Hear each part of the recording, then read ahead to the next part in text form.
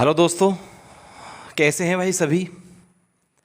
मैं कपिल चौधरी आप लोगों का आपके अपने एप्लीकेशन कंपटीशन गुरु में हार्दिक अभिनंदन करते हुए आज की क्लास को स्टार्ट करते हैं। चलिए, आज की क्लास को स्टार्ट करने से पहले थोड़ा सा आपको बता दें, जो बच्चे RRB, NTPC, Delhi police, UP police, UPSI, इसी क्रम में जो भी आपके एग्ज़ाम्स हैं जिनकी आप तैयारी करने के इच्छुक हैं या तैयारी कर रहे हैं, सभी के लिए जो हमारी क्लासेस हैं, जो हम क्लास दे रहे हैं, इन सब परीक्षाओं के लिए रामबाण साबित होने वाली हैं। मन लगाकर अच्छे से पढ़िए, ठीक है।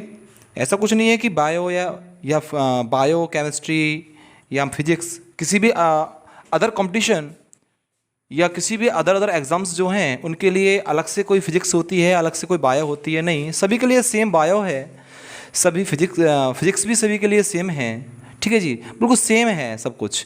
इसलिए दिमाग से निकाल दीजिए कि बिहार पुलिस की या यूपी पुलिस की या दिल्ली पुलिस की या ओवरऑल जो भी आपके सामने है, ठीक है, सब वैकेंसी के लिए अलग अलग साइंस पढ़ने के लिए कोई आवश्यकता नहीं है। जो हम आपको प्रोवाइड करा रहे हैं कंटेंट, उसी पर अपना फोकस करें और मन लगाकर पढ़ें, ठीक है जी। बाकी आप बिल्कुल चिंता ना करें, मेहनत करते रहें, सभी हम आपके साथ हैं और पूरी तरीके से तैयार हैं आपकी तैयारी कराने के लिए। जैसा कि आपको पता है कि मैं आपको साइंस की प्रिपरेशन करा रहा हूँ, और साइंस की प्रिपरेशन में हमारा जो सीरीज चली हुई थी, पीछे जो क्लासेस कराई हैं फिजिक्स की चली हुई हैं, बट जो आज की क्लास है वो आपके लिए बायो की क्लास है। ये बायो की क्लास है आपके लिए, ओके। और जो बच्चे हमारे एप्लीकेशन पे जुड़े हुए हैं उनके लिए तो प्रॉपर पहुंच रही हैं क्लासेस, पर जो बच्चे एप्लीकेशन से नहीं जुड़े हुए हैं उनके लिए डेमो क्लास है। ये मान कर चलो कि उनके लिए डेमो है, और जो बच्चे डेमो क्लासेस लेंगे, उस डेमो क्लास को लेने के बाद वो हमारे एप्लीकेशन पर जाके, एप्लीकेशन का नाम है कंपटीशन गुरु एप्लीकेशन, उसे जाके डाउनलोड कर सकते हैं और बाकी आगे की जितनी भी क्लासेस आने वाली हैं उनका भरपूर आनंद सहित पढ़ाई कर सकते हैं। कोई दिक्कत नहीं है आप लोगों को किसी तरीके की, ठीक है जी। तो आगे चलें अब। कोई और प्रॉब्लम किसी को? गुड इवनिंग भाई, गुड इवनिंग सभी को, गुड इवनिंग, गुड इवनिंग भाई सभी को, सभी के गुड इवनिंग जी। राम राम भाई, राम राम सभी को, राम राम। चलिए शुरू करते हैं अपना कंटेंट, और आज क्लास रखेंगे अपनी बायो की। देखिए, समझेंगे ध्यान से। जो मैं आपको टॉपिक शुरू करूंगा भाई ये तो समझाना कोई बड़ी बात नहीं है कि बायोलॉजी क्या अर्थ है, आप खूब जानते हैं। जीव जंतु, पेड़ पौधे, ये दुनिया है, इसका अध्ययन जो है वही बायोलॉजी है। बस जीवों की दुनिया है, जीवों की दुनिया का अध्ययन कर लेना बायोलॉजी है, आप जानते हैं, ठीक है जी। तो इसके विषय में ज़्यादा कुछ बताना नहीं है। मैं टॉपिक उठाऊँगा बिना किसी समय की बर्बादी किए हुए, और टॉपिक उठाएँगे हम आज। चलिए बताओ क्या टॉपिक उठाया जाए, क्या टॉपिक उठाया जाए। चलो ब्लड की बात करते हैं। ह्यूमन बॉडी में सबसे पहले शुरुआत करते हैं ब्लड से, और यहाँ से प्रश्न जो है बहुत ज़्यादा बनते हैं मेरे भाई, बहुत ज़्यादा प्रश्न बनते हैं ब्लड से। और ब्लड से जितने भी आपके डाउट होंगे सारे इस क्लास में क्लियर, कोई डाउट आपका बचेगा ही नहीं। देखिए, शुरू करते हैं ब्लड के बारे में बात करते हैं। ब्लड के बारे में बात करते हैं, इसे हिंदी में कहते हैं रक्त। क्या बोलते हैं? रक्त। देखिए, सुकून से, आराम से, तसल्ली से पढ़िए, कहीं किसी की कोई जल्दबाजी की बात नहीं है, किसी तरह की जल्दबाजी मत कीजिए, सुकून से पढ़िए और एक एक चीज़ पढ़ेंगे रक्त के बारे में। देखिए, सबसे पहले तो आप ये समझिए कि रक्त जो है, रक्त, सबसे पहली बात तो रक्त में आप ये बात ध्यान रखना कि ये एक संयोजी ऊतक है। लिख लो सभी, ये एक संयोजी ऊतक है। It is a connective tissue. ये एक कनेक्टिव टिश्यू है।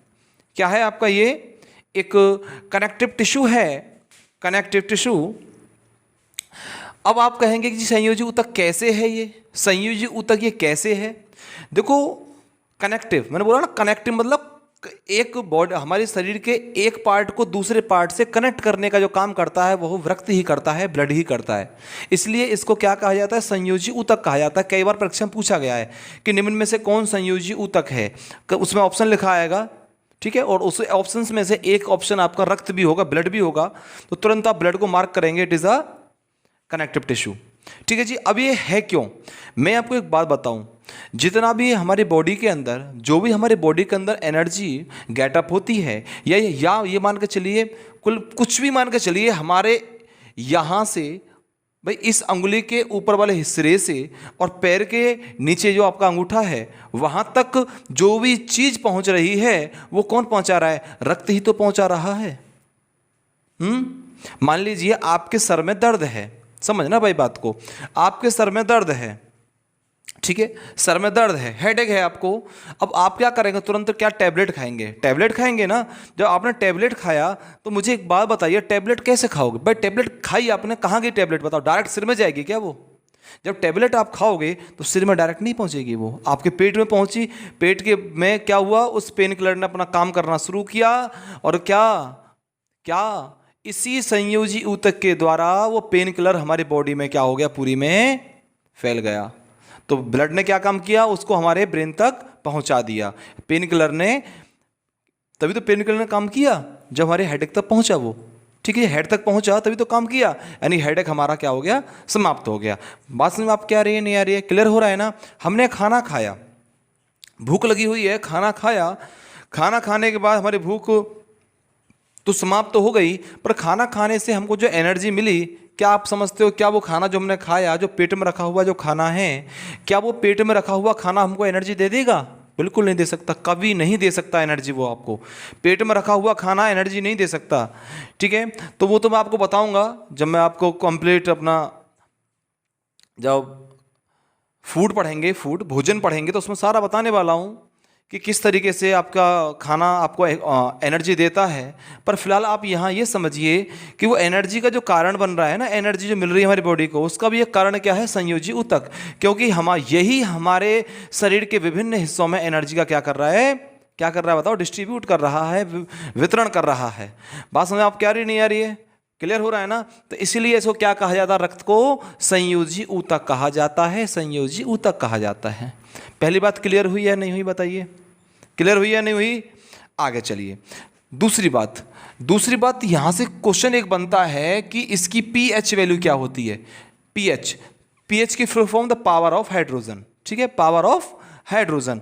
तो इसकी पीएच वैल्यू जो होती है, पीएच वैल्यू इसकी होती है 7.4, 7.4 इसकी पीएच वैल्यू होती है। और ये ध्यान रखना, जब 7.4 इसकी पीएच वैल्यू है तो उस कंडीशन में रक्त को क्या कहा जाएगा, तो ये आप कह लेना कि अल्प क्षारीय। क्या है ये, ये अल्प क्षारीय है, लिख लेना ध्यान से, अल्प क्षारीय,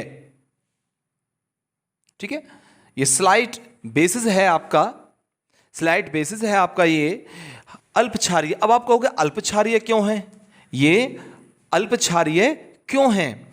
अल्प क्षारीय इसलिए है, आप खूब जानते हैं कि जो हमारा 7 से यदि हम ऊपर की बात करें, 6, 5, 4, 3, 2 एंड 1, यदि इधर चलेंगे तो हमारा जो होगा सॉल्यूशन वो एसिड होगा, यानी कि अम्ल होगा। क्या होगा, अम्ल।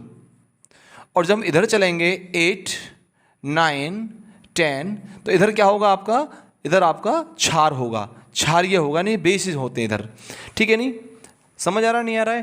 तो ये हल्का क्षारीय है, हल्का मतलब ये 7.4 है, यानी कि इसके इसी 7 के ही पास है। और 7 पे क्या होता है आप जानते हो, यहाँ तो आपका न्यूट्रल होता है, यानी कि उदासीन होता है। कोई भी सॉल्यूशन क्या होता है, ना तो क्षारीय होता है ना ही अम्लीय होता है 7। यहाँ से अम्ल क्षार से भी क्वेश्चन बन जाता है, ध्यान रखना, ठीक है। तो 7 पर कोई भी सॉल्यूशन हमारा क्या होता है, 7 पर उदासीन होता है, ध्यान रखना। तो ये क्या होता है, ये हल्का क्षारीय होता है, हल्का क्षारीय, अल्प क्षारीय, अल्प क्षारीय। कभी कभी एग्जाम में ध्यान रखना भाई, नोट करते ना हर चीज़ को, कभी कभी एग्जाम में आपसे कह देता है ये हल्का क्षारीय, क्या हल्का क्षारीय, या ये कह देता है कि ये क्या है भाई, ये आपका एल्काइन, क्या है, एल्काइन, एल्काइन, इसको एल्काइन भी कह देते हैं। क्या कह देते हैं इसको, हम इसको एल्काइन भी बोल देते हैं।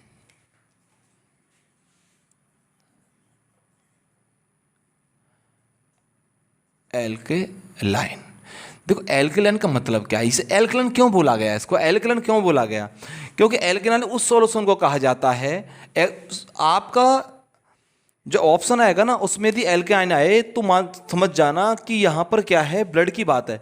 कोई ऐप पूछ ले कि निम्न में से कौन एल्काइन है, एल्कलाइन है, तो ये समझ जाना कि वहाँ ब्लड ही आपका एल्कलाइन है। ब्लड क्यों है एल्कलाइन है, क्षारीय के साथ साथ ये एल्कलाइन है, क्यों? क्योंकि जो ब्लड होता है, भाई ध्यान देना, जो ब्लड होता है, ब्लड हमारा पानी में यानी कि जल में घुल जाता है। क्या घुल जाता है? नोट करते रहना भाई सभी, ठीक है। ये क्या है, पानी में घुल जाता है, इसलिए इसको एल्कलाइन भी कहा जाता है, एल्कलाइन सॉल्यूशन इसको कहा जाता है। बताइए कोई प्रॉब्लम, कोई डाउट? क्लियर हो रहा है ना सभी को? यानी कि पीएच मान जो होता है इसका क्या होता है, 7.4 होता है। देन यदि मैं बात करूं इसके वॉल्यूम की, किसकी बात करूं मैं, इसके वॉल्यूम की बात करूं, ध्यान देना भाई, इसके वॉल्यूम की बात करूं, किसका वॉल्यूम कितना होता है, तो आप ध्यान रखना 5 to 6 litre, 5 to 6 litre in human body, ठीक है, 5 to 6 लीटर। यदि मैं इसकी वेट की बात करूं, यदि वेट की बात करूं तो 7% ऑफ ह्यूमन बॉडी,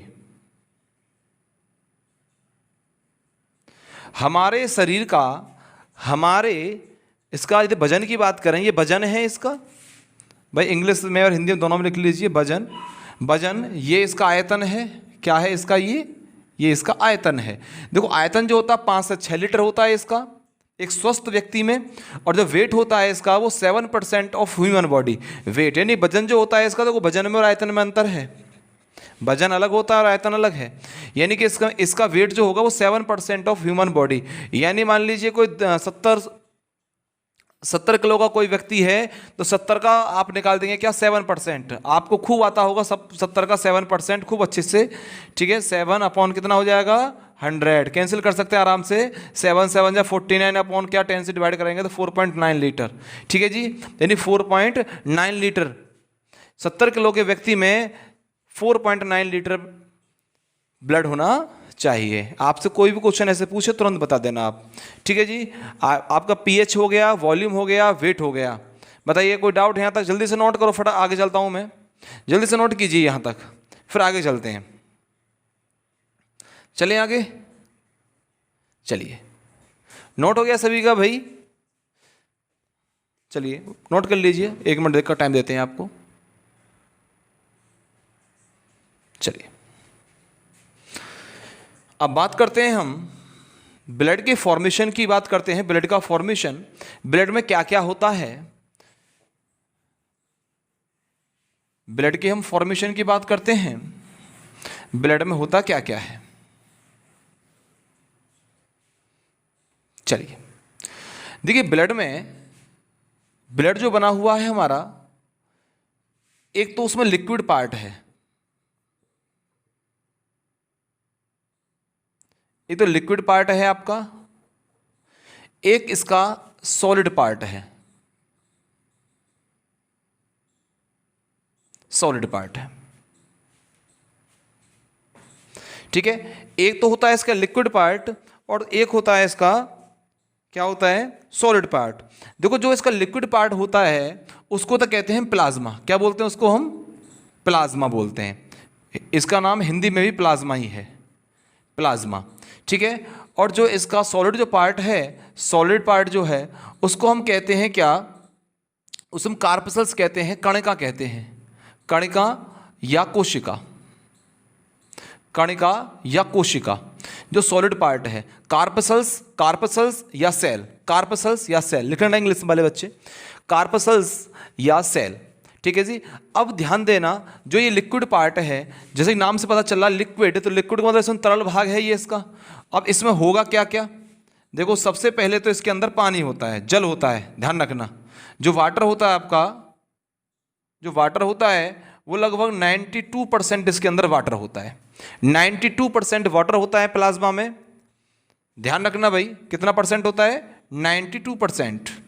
प्लाज्मा में 92% क्या होता है, 90 से 92% वाटर होता है, ध्यान रखना। इस चीज़ का। चलो मैं पहले एक बात बता दूं आपको कि जो हमारा जो रक्त है, जो ब्लड है, ब्लड में जो लिक्विड पार्ट प्लाज्मा है ना, ये जो बनाता है, ये समथिंग समथिंग ये बनाता है आपका 55% पार्ट। कितना बनाता है ये बनाता है 55% पार्ट को बनाता है, और ये जो बनाता है, जो सॉलिड पार्ट है हमारा, वो बनाता है 45% पार्ट को। मतलब जो ब्लड है हमारा, ब्लड में जो 55% है वो तो प्लाज्मा है, और जो 45% है वो आपकी कणिका है। ध्यान देना भाई, मतलब 45% तो क्या है, कणिका या कोशिका जो सेल्स हैं आपकी वो हैं, जो सॉलिड पार्ट तो 45% है, और 55% उसका क्या है, लिक्विड पार्ट है, लिक्विड पार्ट है। ध्यान रखना भाई, भूल मत जाना, ठीक है जी, क्या है, लिक्विड पार्ट है। क्लियर है आपका यहां तक? क्लियर है? चलिए आगे चलते हैं। तो अब इसमें जो भाई आपका 92% तो ये हो गया, ठीक है। अब बाकी 8% बचा भाई। 92% तो जल हो गया, आपका पानी हो गया, ठीक है। अब इसमें बाकी और क्या बचा, 8% बचा, 8%। तो 8% में से 7% जो होता है, 7% होता है आपका प्रोटीन प्लाज्मा। क्या होता है, प्रोटीन प्लाज्मा। एक ही बात है, हिंदी में लिख लीजिए, हिंदी और इंग्लिश में नाम सेम ही है, प्रोटीन प्लाज्मा, प्रोटीन प्लाज्मा, ठीक है। प्रोटीन प्लाज्मा मतलब 8 में से 7% प्रोटीन प्लाज्मा होता है, ध्यान देना भाई। और यहां से जो 1% होता है, 1% वो आपके साल्ट यानी कि नमक एवं खनिज यानी मिनरल्स, ठीक है। खनिज, नमक और मिनरल्स होते हैं। खनिज में जो आते हैं तुम्हारे सोडियम, पोटेशियम एक्सेट्रा जो भी होते हैं हमारे, ठीक है जी, खनिज में आते हैं। और प्रोटीन प्लाज्मा ये क्या है, प्रोटीन प्लाज्मा? देखो हमारा जो प्लाज्मा है, इसमें 3 तरह की प्रोटीन पाई जाती है, 3 तरह की प्रोटीन, 3। एक तो होता है हमारा एल्बुमिन, एक होता है, इनका इंग्लिश और हिंदी दोनों नाम सेम है, एल्बुमिन। एक होता है प्रोथ्रोम्बिन, एक होता है फाइब्रोनिजिन,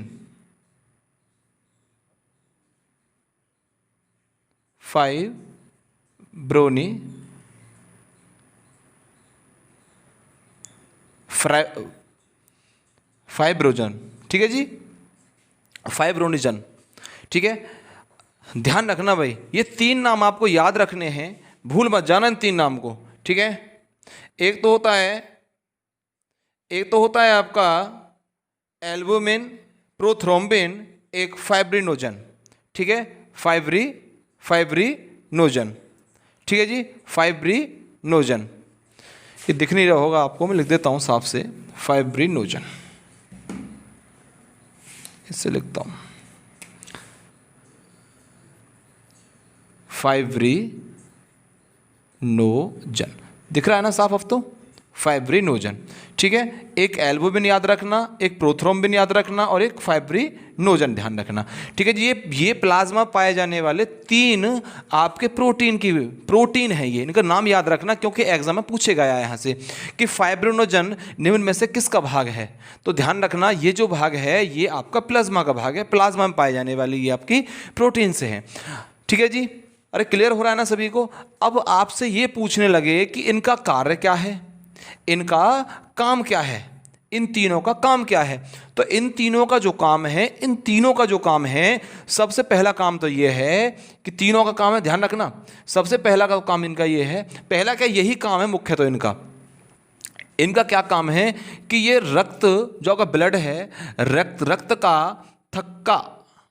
थक्का बनाने में क्या है, सहायक हैं, ठीक है जी।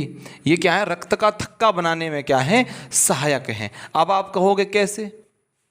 भाई जो रक्त का थक्का बनता है ना भाई, ऐसे तो फिर रक्त बहता ही रहेगा। रक्त का थक्का बनाने के लिए ये बहुत ज़्यादा क्या है, अपना सहयोग करते हैं कि रक्त को जमाने में, उसका थक्का बनाने में बहुत। यानी कि जो हमारा रक्त के जो बॉडी जो ब्लड के जो हमारे क्या बनते हैं क्लॉट्स बनते हैं, उसमें ये सहायक होते हैं। ठीक है, जैसे ही मान लीजिए भाई किसी के चोट लगी है, किसी के चोट लगी है, ब्लड निकल रहा है निकल रहा है निकल रहा है, जो उसका थक्का बनता है ना, मतलब ब्लड को रोकने का जो काम करता है वो प्लाज्मा का ये 3 पार्ट करते हैं। ध्यान रखना कौन कौन से पार्ट करते हैं, एल्बुमिन, प्रोथ्रोम्बिन और फाइब्रिनोजन, ये काम करते हैं रक्त का थक्का बनाने में। यानी कि आपके जो ब्लड के जो क्लॉट्स हैं उन्हें बनाने में ये सहायक हैं। सबसे मेन काम तो ये है इसका। पर अब आप कहोगे जब ये थक्का बनाने में सहायक हैं तो एक बात बताइए कि हमारी नसों में, हमारे बॉडी में फिर रक्त जमता क्यों नहीं है? जब ये 3 हमारे पास ऐसे महारथी हैं हमारी बॉडी में, हमारे प्लाज्मा में, कि जो रक्त को जमाते हैं, रक्त का थक्का बनाते हैं, तो फिर हमारी बॉडी में जो नसें हैं, उन नसों में रक्त क्यों नहीं जमता? रक्त जमता क्यों नहीं है बताइए? रक्त का जो थक्का है, जो क्लॉट्स हैं, वो क्यों नहीं बनते? तो मैं बता दूं आपको, नोट कर लें सभी ध्यान से, कि जो हमारी नसें होती हैं, हमारी जो नसें होती हैं, नसों में एक एंटी क्लॉटिंग एक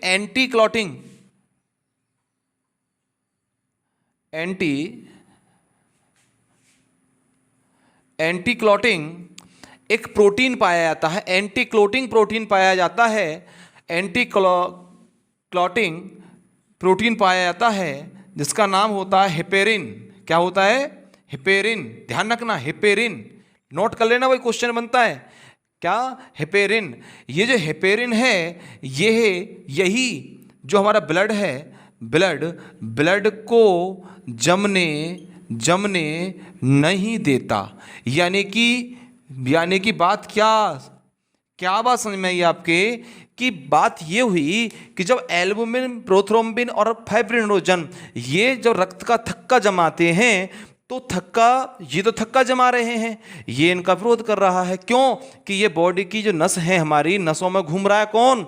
एंटी क्लॉटिंग। भाई ये क्या है एंटी क्लॉटिंग का मतलब? ये थक्का नहीं जमने देता। ध्यान रखना, ये थक्का बना रहे हैं, ये थक्के के लिए क्या मने कर रहा है? नहीं जी, थक्का नहीं जमने देंगे, थक्का नहीं बनने देंगे बॉडी में। बात समझ आपको आ रही नहीं आ रही है? क्लियर हो रहा ना सभी को भाई? हेपेरिन, ध्यान रखना, हेपेरिन से क्या होता है? रक्त का थक्का जो बनने वाला होता है उसको जमने नहीं देता, थक्का बनने नहीं देता है। ठीक है, ये थक्का बनने नहीं देता है, तो ये थक्का बनाते हैं। ध्यान रखना, यहां से प्रश्न कई बार बना है। देखो, फाइब्रिनोजन तो कई बार पूछा गया है कि निम्न में से कौन रक्त का थक्का बनने में सहायक है? तो फाइब्रिनोजन। निम्न में से कौन रक्त का थक्का बनने में सहायक नहीं है? तो क्या है? हेपेरिन। ध्यान रखना भाई, ये हेपेरिन हो गया ना क्लियर? जल्दी से नोट कर लीजिए सभी, फटाफट से नोट कीजिए। यहां से इसके आप प्लाज्मा के वर्क भी लिख सकते हो। प्लाज्मा का क्या क्या वर्क हुआ, यहां से देख सकते हैं आप। सबसे पहला देखो, जब पानी इसके अंदर है 92%। देखो, बोर्ड से मैं अलग हूं, बार बार बोल रहा हूं, जब बोर्ड से मैं अलग इसलिए हूं कि आप नोट कर सकें। मैं वैसे एक्सप्लेन कर रहा हूं, बोल रहा हूं। देखिए, यदि पानी, देखो यहां देखिए, पानी, जब पानी इसमें 92% है, नोट करते रहो, मैं बोल रहा हूं 92% जो पानी है इसमें, तो 92% पानी होने का मतलब क्या हुआ बताइए? क्यों ये हमारी बॉडी के अंदर पानी की जो मात्रा है उसको मेंटेन रखने के लिए बहुत जरूरी है। एक कारण तो इसका यही हो गया। ठीक है, एक कारण तो इसका यही हो गया कि हमारे शरीर को, हमारी बॉडी को तरलता प्रदान करता है। ध्यान रखना, कभी आपने देखा होगा कि जाड़े के दिनों में डॉक्टर सलाह देते हैं कि पानी पीजिए। क्यों? क्योंकि उस समय हम पानी तो पीते नहीं हैं, सर्दियों के समय में, जाड़ों के समय में, और हमारे बॉडी में क्या होता है? पानी की कमी हो जाती है। पानी की कमी होती है। कहाँ पानी कमी होती है? प्लाज्मा में। पानी कमी कहाँ हुई? प्लाज्मा में। तो हैवी कौन हो जाते हैं बताइए? हैवी हो जाते हैं एल्बुमिन, प्रोथ्रोम्बिन और फाइब्रिनोजन। 3 ये क्या करते हैं? ये जो हमारा ब्लड है, ब्लड के क्या क्लॉट्स बनाते हैं? ये क्लॉट्स बनाएंगे। जब ब्लड के थक्के बनाएंगे तो मेरे भाई जाड़े में खून के जमने की संभावना ज़्यादा होती है। इसीलिए आपने देखा होगा कि जो हार्ट अटैक होते हैं, हृदय आघात जो होते हैं, वो जाड़ों के समय में ज़्यादा होते हैं। जाड़े के समय में ज़्यादा होते हैं, ठंड के समय में ज़्यादा होते हैं। कहते हैं ना कि अधिक ठंड जो होती है वो हार्ट पेशेंट के लिए क्या होती है, दुखदायी होती है, परेशान करने वाली होती है। तो उन्हीं के लिए उनको सलाह ये दीजिए, मैं आपको बता रहा हूँ, अब आप औरों को भी सलाह देना कि जो हृदय रोगी हैं या हार्ट पेशेंट हैं उनको नियमित रूप से पानी पीते रहना चाहिए, जाड़ों में भी। वैसे पीना सभी को चाहिए, पता ना किसके साथ कौन सी घटना घट जाए, तो इसलिए पानी तो सभी को पीना चाहिए, क्योंकि हमारी बॉडी में क्या होना चाहिए, पानी मेंटेन होना चाहिए। आपने देखा होगा ना कि जाड़ों के दिनों में हमारी जो त्वचा है, हमारी जो स्किन्स है वो थोड़ी सी शुष्क हो जाती है ना, वो खुशक कहती हैं, हम तेल वेल लगा के करते हैं सेट उसे। तो होता क्या है, उस समय हम पानी पीना कम कर देते हैं, और पानी पीना कम कर देते हैं तो पानी हमारे प्लाज्मा में कम हो जाता है। जब प्लाज्मा में पानी कम हो जाता है तो हमारी बॉडी में तरलता का अभाव हो जाता है, तरलता कम हो जाती है। ध्यान रखना भाई, ध्यान रखना सभी, तरलता क्या हो जाती है, कम हो जाती है। आ रहा है ना, क्लियर हो रहा है सभी को, सभी को क्लियर हो रहा है ना। तो पहला काम तो इसका क्या हो गया, पहला काम क्या हुआ कि बॉडी को, हमारे शरीर को तरलता प्रदान करता है। दूसरा आपका मैंने लिख ही दिया है कि रक्त का थक्का बनाने में सहायक है, रक्त का थक्का बनाने में सहायक है। ध्यान रखना भाई, रक्त का थक्का बनाने में सहायक है। और नेक्स्ट लिख लीजिए कि ये हमारी बॉडी के जो पीएच मान है, पीएच ध्यान रखना, पीएच मान, पीएच किस पे भाई, पीएच जो निकालते हैं किसका निकालते हैं, किसी सॉल्यूशन का तो निकालते हैं। पीएच किसी सॉल्यूशन लिक्विड पार्ट का तो निकालते हैं हम, पीएच वैल्यू भाई, पीएच वैल्यू जो निकालते हैं किसी भी लिक्विड पार्ट की, किसी सॉल्यूशन के निकालते हैं। तो सॉल्यूशन जो होता है, देखो ये तो आपका सॉलिड पार्ट है, यही तो है आपका लिक्विड पार्ट। तो ध्यान देना, जो हमारी बॉडी की जो पीएच वैल्यू है, जो पीएच वैल्यू है, हमारे ब्लड का जो पीएच मान है, उसको मेंटेन रखने के लिए क्या प्लाज्मा ज़रूरी है। तो प्लाज्मा का एक कार्य ये भी हो गया कि ये हमारे पीएच मान को क्या रखता है, मेंटेन रखता है, मेंटेन रखता है।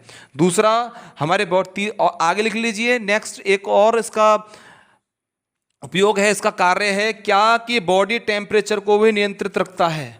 क्या रखता है, बॉडी टेम्परेचर को भी। ठीक है जी, हो गया ना क्लियर। एक बात और समझ लीजिए कि जो हमारा प्लाज्मा होता है, प्लाज्मा जो होता है कि ये हल्का पीला होता है, इसका कलर जो होता है ना येलो होता है। ध्यान रखना, कैसा रंग होता है इसका, येलो। पूछा जाता है एग्जाम के अंदर, जो येलो कलर, कैसा कलर होता है इसका भैया, प्लाज्मा का, वो येलो होता है। तो येलो जो होता है वो किसके कारण होता है, ध्यान रखना, एक पिगमेंट होता है, इसका नाम होता है, इसका होता है बिलीरूबिन। बिलीरूबिन नाम का एक पिगमेंट होता है, मतलब एक लवक होता है, भैया नोट कर लेना ध्यान से। बिलीरूबिन नाम का एक पिगमेंट होता है, इसकी वजह से इसका जो कलर होता है प्लाज्मा का, वो क्या होता है, हमारा येलो होता है। क्या होता है, येलो। और ध्यान देना, ये जो बनता है ना हमारा लीवर से बनता है। कहाँ से बनता है, लीवर से। ये पूछ लेगा बिलीरूबिन बनता कहाँ से है, तो ये बनता है आपके लीवर से। बिलीरूबिन जो बनता है लीवर से बनता है। ठीक है जी, क्लियर हो रहा है, नहीं हो रहा है, हो रहा है ना क्लियर सभी को। चलिए जल्दी से नोट कीजिए और आगे चलते हैं, इसके आगे पार्ट्स पे चलते हैं। देखो यहाँ से प्लाज्मा तो लगभग आपका पूरा कर दिया मैंने। दो तीन बातें याद रखनी, सबसे पहले कि प्लाज्मा जो होता है उसकी मात्रा 55% होती है। आगे ध्यान ये रखना है कि इसमें पानी की मात्रा 92% होती है। आगे ये ध्यान रखना है कि इसमें क्या होता है, 7% प्रोटीन प्लाज्मा और 1% आपके नमक एवं खनिज होते हैं। अब जो प्रोटीन प्लाज्मा होते हैं वो तीन प्रकार, इसमें तीन होते हैं। एल्बुमिन होता है एक तो आपका, एक प्रोथ्रोम्बिन होता है और एक होता है आपका क्या, फाइब्रिनोजन। ठीक है, ये तीन होते हैं। ये तीन जो होते हैं हमारे जो ब्लड है उसका थक्का बनाने में क्या होते हैं, सहायक होते हैं। पर एक और प्रोटीन, एक अन्य प्रोटीन जो होता है हमारी नसों में पाया जाता है, हमारे शरीर की नसों में पाया जाता है, जिसका नाम है हिपेरिन, जो क्या काम करता है, जो ब्लड के क्लॉट्स बनने को रोकता है, मतलब वो क्लॉट्स नहीं बनने देता है। ठीक है जी, ये तो रहा प्लाज्मा, ये क्या रहा आपका प्लाज्मा। अब बात करते हैं हम सॉलिड पार्ट, यानी सॉलिड पार्ट में क्या है आपका कणिका, जो कोशिका है, इनकी बात करते हैं। चलिए फटाफट से आगे चलते हैं। सबने नोट कर दिया हो तो मैं इसको क्या करता हूं भाई, रेस कर देते हैं और आगे चलते हैं।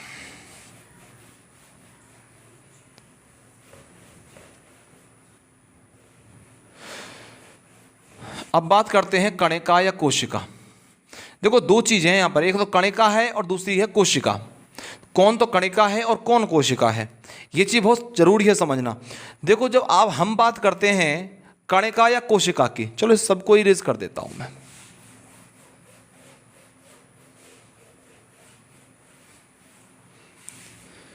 देखो कार्पसेल्स या सेल की बात करते हैं, यानी कि कणिका या कोशिका की बात करता हूं। जब कणिका या कोशिका की बात करूं मैं, तो ध्यान देना मेरे भाई, यहां से ये 3 पार्ट में बंटता है। कितने पार्ट में बंटता है ये? 3 पार्ट में। 3 पार्ट में बंटता है। सबसे पहला पार्ट जो होता है, सबसे पहला पार्ट जो होता है वो होता है इसका आरबीसी। क्या होता है? आरबीसी होता है।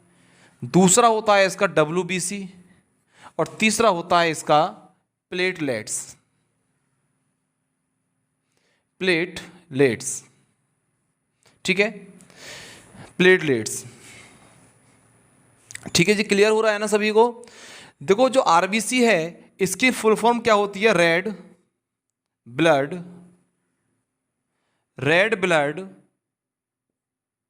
कार्पसल्स। रेड ब्लड कार्पसल्स, ठीक है जी। अब डब्ल्यूबीसी जो होती है इसका होता है वाइट ब्लड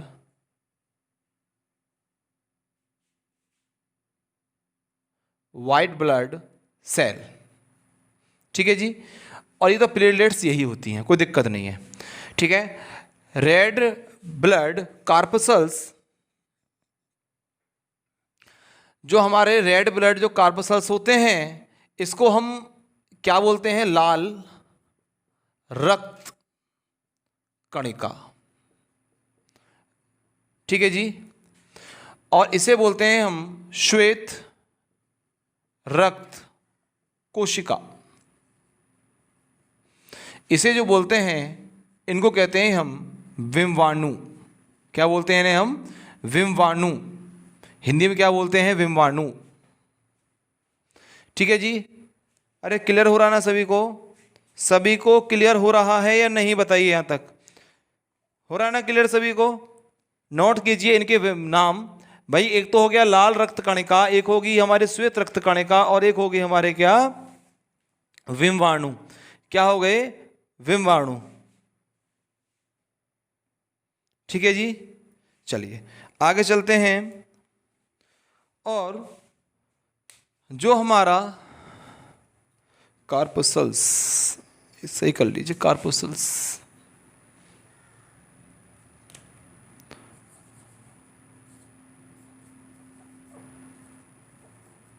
कार्पसल्स। देखिए लाल रक्त जो कणिका है, देखो ये कणिका क्यों है, ये कोशिका क्यों है? मतलब जो हमारे पास रेड ब्लड्स जो हैं ये तो कार्पसल्स हैं, बट जो वाइट ब्लड में है जो है ये क्या है? हमारा वाइट ब्लड क्या है? सेल्स हैं। यानी कि ये तो कोशिका क्यों है, और ये आपकी कणिका क्यों है? देखो ये तो आपके हिंदी और इंग्लिश के नाम हो गए। यदि इनके बात करें हम वैज्ञानिक नाम की, जो साइंटिफिक नेम है इनके, साइंटिफिक नेम है वो क्या है? देखिए इसका होता है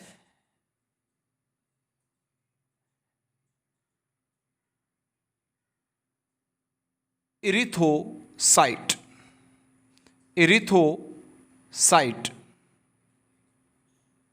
इरिथोसाइट कहते हैं रेड ब्लड सेल को, रेड ब्लड कॉर्पसल्स को। और डब्ल्यूबीसी को क्या बोलते हैं हम? इसे कहते हैं ल्यूकोसाइट। क्या बोलते हैं? ल्यूकोसाइट, ठीक है। अरे क्लियर हो रहा है ना? सबको समझ में आ रहा है नहीं आ रहा है? देखो इरिथोसाइट तो बोलते हैं हम किसको? लाल रक्त कणिका को कहते हैं इरिथोसाइट। एग्जाम पूछा गया कि आरबीसी का जो है वो साइंटिफिक नेम क्या है, तो इरिथोसाइट, ठीक है। यदि आपसे कहा जाए कि जो डब्ल्यूबीसी है उसका नाम क्या है, तो आपका वो ल्यूकोसाइट। क्या है? ल्यूकोसाइट। और बात करें विम्बाणु की तो ये होता है थ्रोम्बोसाइट। क्या होता है? थ्रोम्बोसाइट, ठीक है जी। ल्यूकोसाइट हो गया थ्रोम्बोसाइट,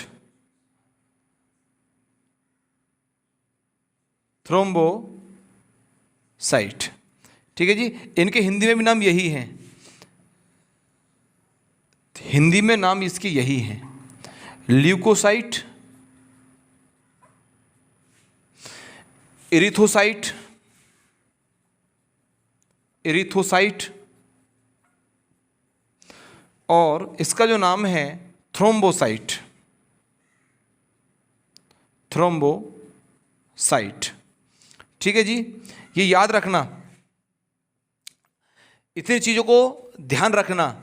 यदि हम बात करें, आगे बात करें हम कि जी जो आरबीसी है हमारा, डब्ल्यूबीसी है, आरबीसी है आपका और डब्ल्यूबीसी है, ये इसकी संख्या कितनी होती है, इसकी संख्या कितनी होती है।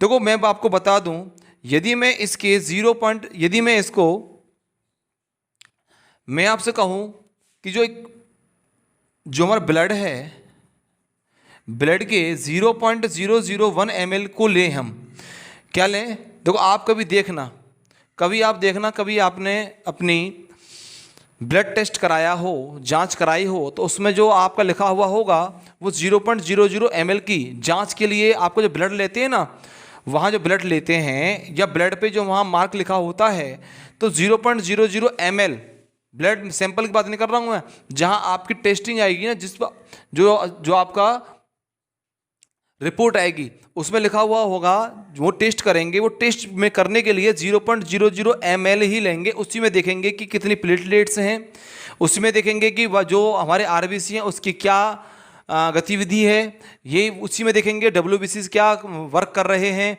ठीक है, नहीं 0.001 ml पर ही देखते हैं हम। तो 0.001 ml पर जब देखा गया तो जो हमारा WBC है, यानी सॉरी RBC है, तो RBC जो है हमारा वो 4.5 यानी कि 4.5 से 5.5 मिलियन, कितना मिलियन। देखो एक बात बता रहा हूँ मैं आपको, ये ध्यान रखना कि हमेशा WBC जो होती है मिलियन में ही ली जाती है। अपना दिमाग मत चलाना कि 1000 में ले लें या लाख में ले लें, नहीं, मिलियन में ही ली जाती हैं।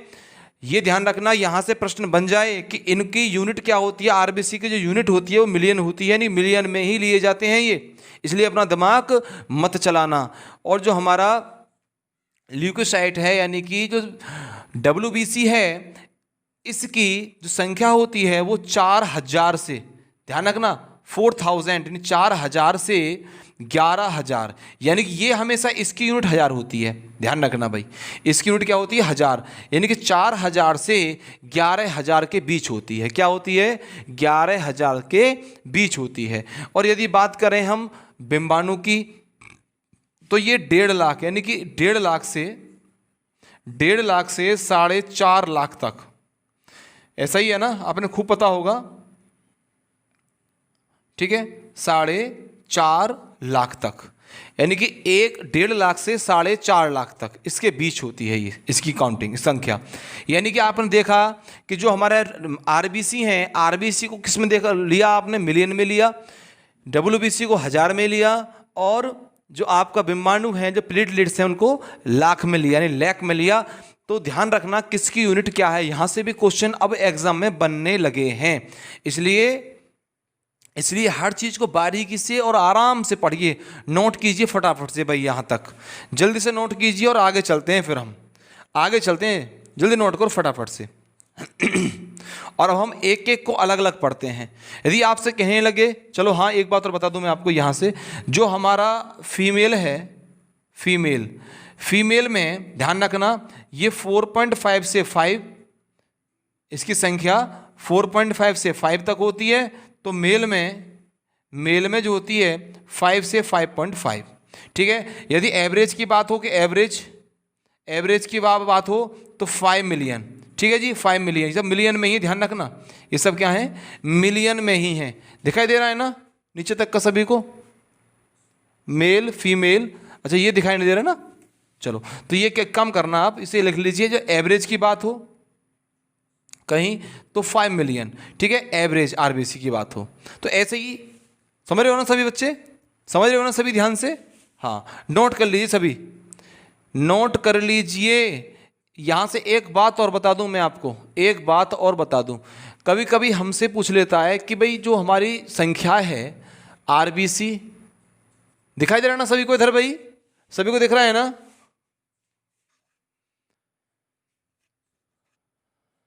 सभी को दिख रहा है ना भाई? आरबीसी है, डब्ल्यूबीसी है, साथ ही साथ आपके प्लेटलेट्स हैं, ठीक है जी। आपसे कहे कि इनकी संख्याओं का रेशो बताओ, तो यदि मैं ये एक लेता हूं तो एक डब्ल्यूबीसी पर 600 तो आपकी आरबीसी होंगी और 40 आपके प्लेटलेट्स होंगी, ध्यान रखना भाई। तो इसका रेशो जो आया वो आया 600:1:40। ये रेशो याद रखना, RBC ratio, WBC ratio, platelets, इसका जो रेशो होगा वो क्या होगा? 61 एंड प्लेटलेट्स, ठीक है, ये ध्यान रखना प्लेटलेट्स। तो 601:40 ये इसका क्या होगा? रेशो होगा। अब जल्दी से नोट करो। अब मैं और इसके विषय में ज़्यादा बताता हूँ आपको और क्या क्या होता है इसमें, सभी को अलग अलग बताता हूँ मैं अच्छे से। जल्दी से नोट करो फटाफट से। और बात करते हैं अब हम इसमें आरबीसी की बात करते हैं। आरबीसी, आरबीसी के बारे में और डिटेल से पढ़ते हैं। देखो और डिटेल से पढ़ते हैं।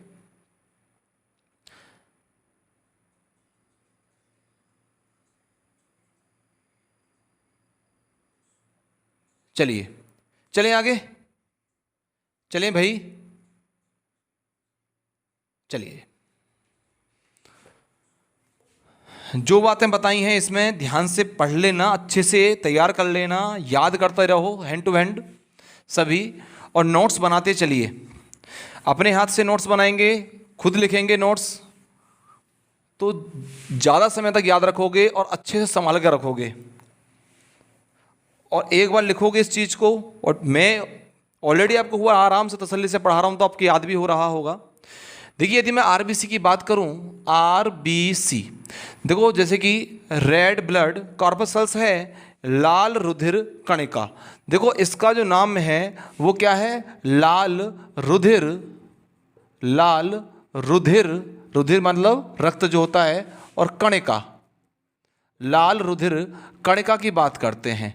देखो लाल रुधिर जो कणिका है, इसमें ऐसा क्या पाया जाता है, इसमें ऐसा क्या पाया जाता है जिससे कि इसका रंग क्या होता है? लाल होता है। हमारे ब्लड जो होता है, ब्लड जो होता है वो लाल रंग का होता है ना, पता है ना सभी को। और लाल रंग जो होता है वो आरबीसी में यानी कि जो हमारे लाल रक्त जो हमारे कणिकाएं हैं उसमें कुछ ऐसा पाया जाता है जिसके कारण हमको क्या, हमारा जो ब्लड है वो लाल दिखता है। तो इसका कारण क्या है? देखो ये क्वेश्चन कई बार बना है एग्जाम में कि हमारे ब्लड के लाल होने का कारण क्या है। तो लाल होने का कारण जो है वो है आपका हीमोग्लोबिन। क्या है? हीमोग्लोबिन। यहाँ से एक बात ध्यान रखना, हीमोग्लोबिन, इसको इंग्लिश में भी हीमोग्लोबिन ही कहते हैं।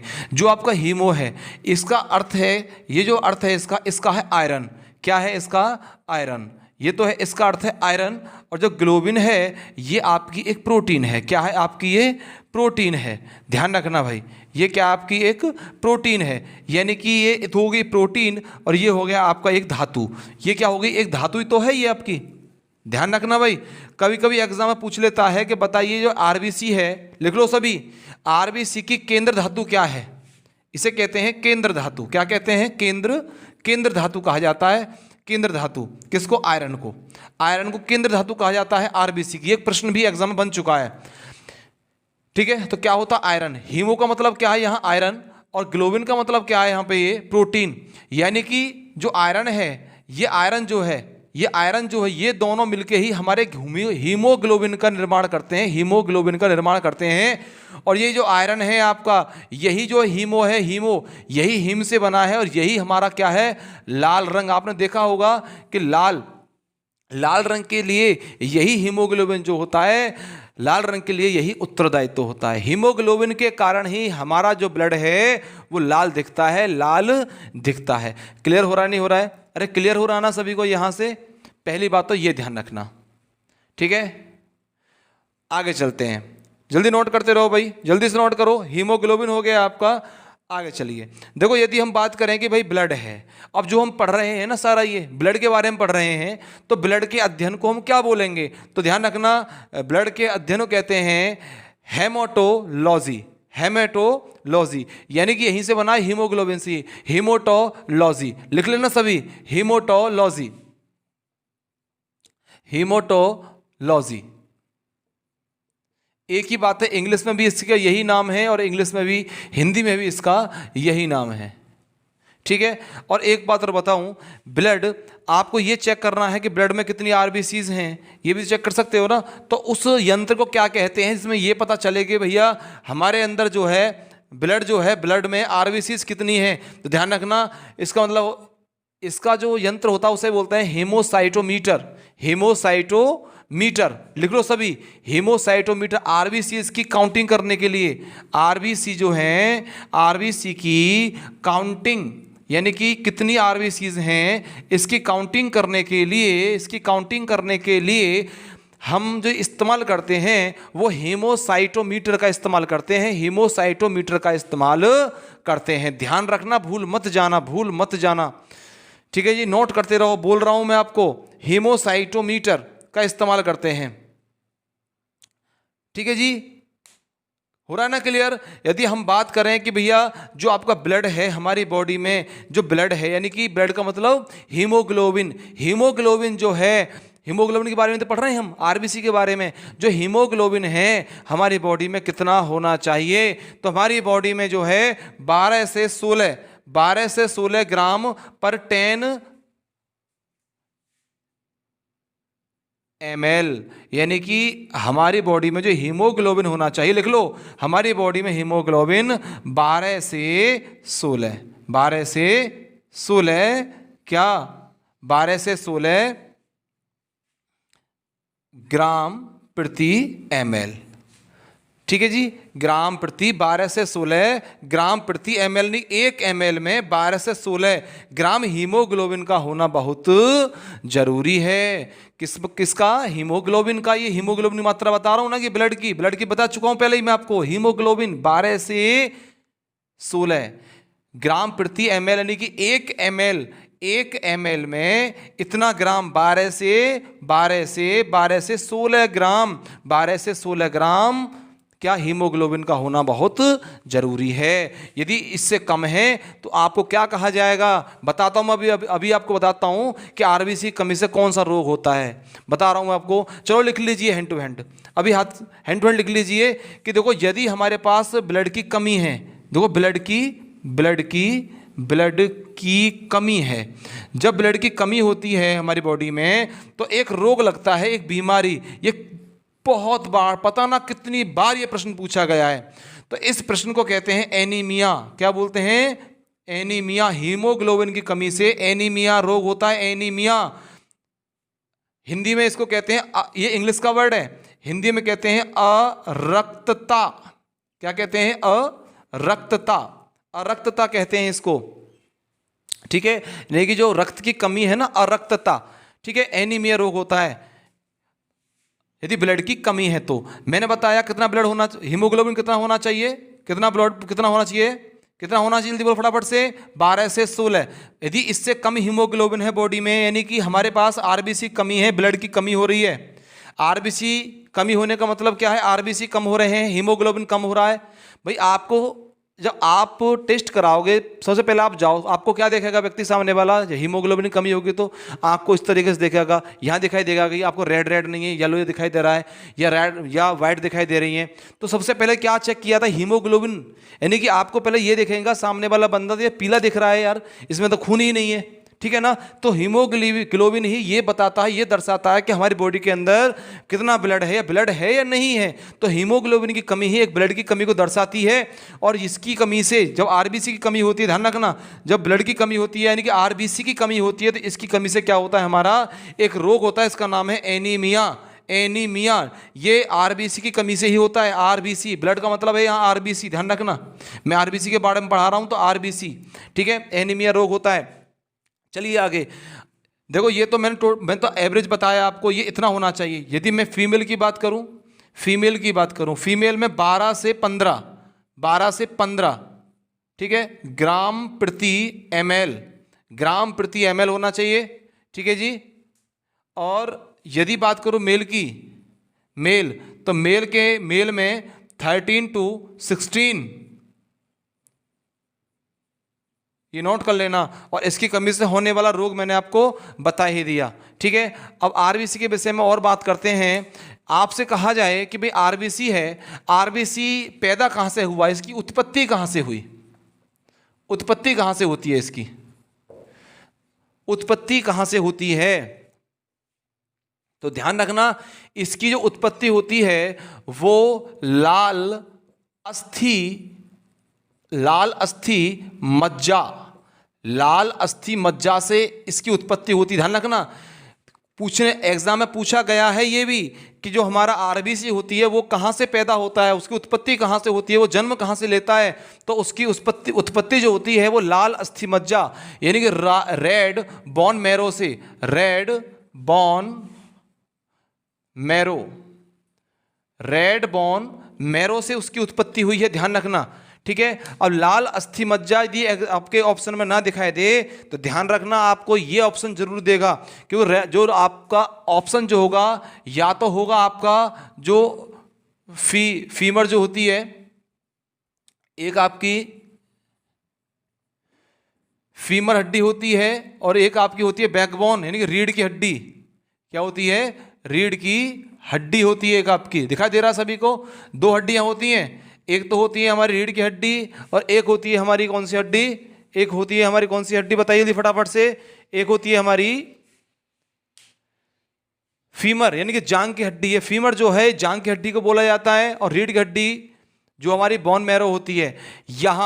यहां सबसे ज्यादा आपका रेड बोन मैरो यानी कि लाल अस्थि मज्जा पाया जाता है। यदि ऑप्शन में उत्पत्ति में कहीं आपको लाल अस्थि मज्जा ना मिले तो आपको जांग की हड्डी या रीढ़ की हड्डी मिले तो आप तुरंत समझ जाना, अरे हमने तो ये पढ़ा था जो लाल अस्थि मज्जा होता है वो हमारे शरीर की जो सबसे बड़ी हड्डियां होती हैं वहां बनता है, वहां बनता है। इसका मतलब लाल अस्थि मज्जा यहां से बना और लाल अस्थि मज्जा से क्या बना आपका आरबीसी बना। यानी कि लाल अस्थि मज्जा कहां पाया जाता है, फीमर और रीढ़ की हड्डी में। यदि आपको लाल अस्थि मज्जा ना दे ऑप्शन में तो ये दे तो इसको भी आप सही मानना, ये मत समझना कि ये गलत है। ठीक है जी, क्लियर हो रहा ना सभी को, सभी क्लियर हो रहा है ना। यानी कि ये हो गया आपका क्या, इसका जन्म।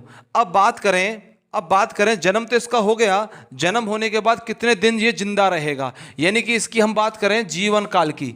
लिख लो भाई सभी ध्यान से, इसका जीवन काल देखो, इसका जीवन काल जो होता है वो 120 दिन होता है, 120 दिन, 120 डेज, 120 डेज इसका क्या होता है, जीवन काल होता है। ध्यान रखना सभी, 120 इसका क्या होता है, जीवन काल होता है, 120 दिन। अब जीवन काल, इनका जीवन पूरा हो गया, जीवन पूरा होने के बाद अब इनकी क्या हुई, मृत्यु हुई। अभी मरेंगे भी भाई, जिसका जन्म हुआ उसकी मृत्यु भी तो होनी स्वाभाविक सी बात है, ये तो हमारे संसार का एक नियम है। यही एक सच है कि जो आया है उसे जाना है, यही तो एक सच है, जो आया है इस दुनिया में वो जाएगा जरूर। तो ये एकमात्र सच है और वो सत्य घटना यहाँ भी घटित होगी। और तो बताइए ये जो मरेगा वो कहाँ मरेगा, तो ध्यान रखना ये जो मरेगा वो मरेगा प्लीहा में। कहाँ मरेगा ये, प्लीहा, ये मरेगा आपके प्लीहा में। ध्यान रखना भाई, प्लीहा में मरेगा ये। इसकी मौत जो होगी वो कहाँ पर होगी, प्लीहा में होगी इसकी मौत। ठीक है जी, कहाँ होगी इसकी मौत, प्लीहा में। सभी नोट कर लें फटाफट से, ठीक है। प्लीहा यानी कि स्प्लीन, प्लीहा स्प्लीन कहते हैं प्लीहा को, स्प्लीन। इसकी जो मृत्यु होगी प्लीहा में होगी। देखो एक बात और बता दूं मैं आपको, जो प्लीहा है, प्लीहा जो है जहां आपका जो आरबीसी है वो डेथ होता है, या इसी को हम कहते हैं आरबीसी, यानी कि जो लाल रक्त हमारी कणिकाएं हैं, लाल रक्त जो कणिकाएं हैं, इनका कब्रिस्तान किसे कहा जाता है, तो इसका कब्रिस्तान किसको कहा जाता है, आपका प्लीहा को ही कहा जाता है इसका कब्रिस्तान। ध्यान रखना, इसका कब्रिस्तान किसको कहा जाता है, प्लीहा को। किसका, आरबीसी का, आरबीसी का कब्रिस्तान। जन्म स्थान किसे कहा जाता है, याद करो फटाफट से, जन्म स्थान किसे कहा जाता है बताइए, जल्दी से बताइए। लाल अस्थि मज्जा कहा जाता है, रेड बोन मैरो कहा जाता है इसका जन्म स्थान, और मृत्यु स्थान जो कहा जाता है वो किसको कहा जाता है? प्लीहा को। ध्यान रखना, प्लीहा ही एक वो जगह है जो हमारे पास ब्लड को संचित रखती है। ब्लड को संचित मतलब ब्लड को अपने पास रखती है, और इसीलिए इसको कहा जाता है हमारा, ध्यान रखना, इसीलिए क्या कहा जाता है? प्लीहा को कहा जाता है the blood bank of our body, यानी कि इसको शरीर का ब्लड बैंक कहा जाता है, रक्त कोश कहा जाता है, रक्त कोश कहा जाता है प्लीहा को, या इसे कहते हैं ब्लड बैंक। क्या कहा जाता है इसको? Blood bank. बहुत सारी चीज़ें मैंने आज आपको ऐसी बताई हैं जो आपको याद रखनी है, और आपके एग्जाम में 100% यहाँ से बनती हैं, 100% यहाँ से क्वेश्चंस बनते हैं कि बताइए कि आरबीसी है उसका मृत्यु स्थान कहाँ है या कब्रिस्तान कहाँ है, तो आप तुरंत बताएंगे प्लीहा में है। आपको पूछा जाए बताइए हमारी बॉडी का जो ब्लड बैंक है, रक्त कोश है, उसे क्या कहा जाता है, तो तुरंत कहेंगे प्लीहा, यानी स्प्लीन को कहा जाता है। आपसे मान लीजिए पूछने लगे कि बताइए जो हीमोग्लोबिन है, हीमोग्लोबिन का क्या कारण है? हीमोग्लोबिन का क्या कारण है कि हमारी बॉडी को क्या करता है? हमारी बॉडी को ये क्या करता है बताइए? जो आरबीसीज हैं, सबसे पहली बात तो ये है कि हमारा लाल रंग जो है बॉडी के अंदर, वो उसका वाहक यही है। एक बात और बता दूं मैं आपको, जो हीमोग्लोबिन है ना, जो आरबीसीज हैं, ये क्या होता है? जो हीमोग्लोबिन है ये O2 से मिलता है, O2 से मिलता है। कौन? हीमोग्लोबिन। आरबीसी में जो हीमोग्लोबिन है आपका, हीमोग्लोबिन नोट कर लेना भाई सभी, हीमोग्लोबिन ये O2 से मिलता है। किससे मिलता है? O2 से। और क्या बनाता है? नोट कर लेना भाई, ऑक्सीजन से मिलता है, और ऑक्सीजन से मिलके क्या बनाता है? ये ऑक्सी हीमोग्लोबिन। क्या बनाता है? ऑक्सी हीमोग्लोबिन बनाता है। नोट कर लेना, सही बोल रहा हूं मैं, ऑक्सी हीमोग्लोबिन बनाता है, ऑक्सी हीमोग्लोबिन बनाता है। ध्यान रखना, ऑक्सी हीमोग्लोबिन। और जो ये ऑक्सी हीमोग्लोबिन है, यही सांस लेते समय, यानी कि ये हीमोग्लोबिन में क्या हो गया? संचित हो गया। कौन? ऑक्सीजन। और जब हम सांस लेते हैं तो सांस लेते समय हमारी पूरी बॉडी में जाता है। इसका मतलब क्या हुआ कि हीमोग्लोबिन हमारे श्वसन क्रिया में भी क्या है? सहायक है। हीमोग्लोबिन क्या है? श्वसन क्रिया में भी सहायक है। जब ब्लड की कमी होती है, खून की कमी होती है, देखा आपने, घबराहट होती है, परेशानी होती है ना, सांस आने में दिक्कतें होती हैं, तो क्या हीमोग्लोबिन हमारा क्या है? क्या हो गया? डाउन हो गया। हीमोग्लोबिन डाउन हो गया, ऑक्सीजन की पर्याप्त मात्रा बॉडी में नहीं जा रही है, इसीलिए हमको प्रॉब्लम क्रिएट हो रही है। ठीक है, यानी कि ये O2 को अपने साथ संचित करके क्या बनाता है? ऑक्सी हीमोग्लोबिन बनाता है। ठीक है, और हमारी पूरी बॉडी में क्या? ऑक्सीजन का, ब्लड के साथ ऑक्सीजन को प्रवाहित होती है, और हमको आराम से, सुकून से सांस भी आता है, और हमारा स्वास्थ्य जो होता है हमारा क्या होता है? बढ़िया, और स्वस्थ रहते हैं हम। ठीक है, ऑक्सीजन के द्वारा ही श्वसन की क्रिया जो होती है संपन्न होती है, आप अच्छे तरीके से जानते हैं।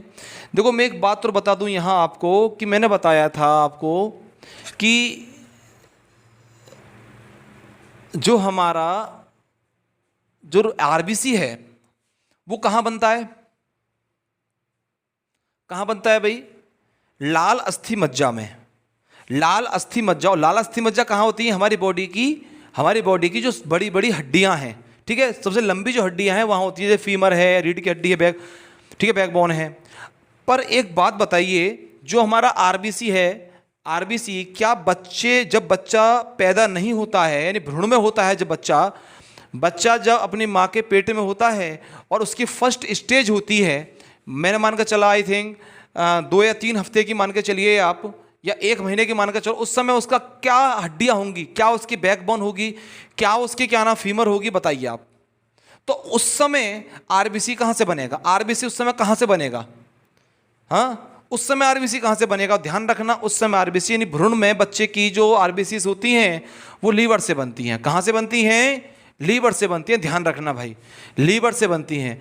एक बात और समझिए, जो मैंने बताया कि जो आरबीसीज होती हैं, आरबीसीज कहाँ, चलो मैं अलग हो जाता हूँ, नोट कर लो, सभी से नोट नहीं किया है। जो आरबीसीज होती हैं वो मरती कहाँ पर हैं? मैंने बताया कि वो जो मरती हैं वो मरती हैं आपकी प्लीहा में, स्प्लिन में, यानी कि इसको कब्रिस्तान कहा जाता है। कब्रिस्तान कहा जाता है, किसका कब्रिस्तान कहा जाता है? आरबीसी का। ठीक है जी, आरबीसी का कहा जाता है। यदि आपको कहीं आरबीसी ऑप्शन में ना दिखाई दे तो ध्यान रखना, इनका मरण लीवर में भी होता है, लीवर में भी होता है। इनका मरना कहाँ होता है? लीवर में भी होता है। जब मैं लीवर पढ़ाऊंगा तो आपको पूरा बताऊंगा, क्योंकि जब हमको जॉइंडिस होता है ना, जब हमको पीलिया होता है, ध्यान रखना, हेपेटाइटिस होता है जब हमको, ठीक है, पीलिया होता है जब हमको, तो पीलिया जब होता है तो हमारी बॉडी का कलर क्या हो जाता है? पीला हो जाता है। तो उस कंडीशन में इन्हीं की मात्रा बढ़ जाती है वहाँ मर के, ठीक है, मतलब इनका मरना। ठीक है जी, क्लियर हो रहा है ना सभी को? तो आज की क्लास को यहीं से एंड करते हैं, और अगली क्लास में हम देखो, आज मैंने आपको आरबीसी और ब्लड के बारे में पूरा बताया। अगली क्लास में हम बात करेंगे डब्ल्यूबीसी और प्लेटलेट्स के बारे में, और कंप्लीट आपको समझाएंगे। चलो एक बात तो रह गई यहाँ, एक बात बता देता हूँ मैं आपको। ये बताया कि ये कणिका है, जबकि वो क्या है? डब्ल्यूबीसी क्या है? वो है आपकी सेल। तुरंत मेरे दिमाग में बात आई है। देखो ये कणिका क्यों है? कणिका इसलिए है क्योंकि जो आरबीसी होते हैं इसमें न्यूक्लियस नहीं पाया जाता, केंद्रक नहीं पाया जाता है। और जो डब्ल्यूबीसी होती हैं वो, उनको क्या बोला जाता है? वाइट ब्लड सेल्स कहा जाता है। सेल्स इसलिए कहा जाता है क्योंकि वहाँ क्या होता है? न्यूक्लियस पाया जाता है। इनमें न्यूक्लियस नहीं होता है, इसलिए इनको क्या कहा जाता है? क्या कहा जाता है? कणिका कहा जाता है, कॉर्पसल्स कहा जाता है। और ये जो हैं आपकी जो डब्ल्यूबीसी हैं उनको सेल्स कहा जाता है, वहाँ न्यूक्लियस होता है उनमें। क्लियर है ना? चलिए, तो आज की क्लास को हम यही लास्ट करते हैं, और नेक्स्ट क्लास में आपको मिलेंगे। मेहनत करते रहिए। देखो कोई बच्चा या तो आपकी UPSI, UP police, Delhi police, NTPC, RRB, जो भी आप प्रिपरेशन कर रहे हैं, लगे रहिए। सभी के लिए एक रामबाण आपके लिए हम क्लास लेके आ रहे हैं। किसी तरह का कोई भी डाउट आपके लिए नहीं बचने वाला है, ठीक है? तो अपना ख्याल रखें, अपने स्वास्थ्य का ध्यान रखें आप लोग सभी, ठीक है? अगली क्लास में मिलते हैं, तब तक के लिए थैंक यू सो मच।